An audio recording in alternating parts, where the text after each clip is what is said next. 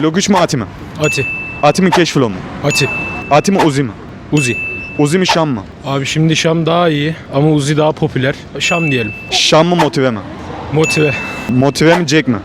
Jack abi Jack. Jack mi Kontra mı? Kontra. Kontra abi. Kontra mı Joker mi? Kontra. Kontra mı Hydra mı? Hidra. Hydra mı Allame mi?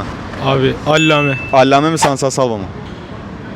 Allame. Allame abi. Allame mi Normanler mi? Allame. Allame mi No 1 mi?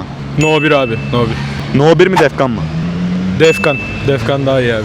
Defkan mı Masaka mı? Defkan. Defkan mı Şehinşah mı? Şehinşah. Her zaman Şehinşah. Şehinşah mı Ezel mi? Şehinşah. Şehinşah mı Benfero mu? Şehinşah. Şehinşah mı Sagopa mı? Şehinşah. Şehinşah mı Fuat Ergin mi? Şehinşah. Şehinşah mı Ceza mı? Şehinşah. Şehinşah'ın en beğendiğin şarkısı ne kanka? Karma, Pirana. Bunları daha çok seviyorum ama Milyon da güzel. Teşekkür ederim, iyi günler. Milyon tane problem, belki diyor bak hayat.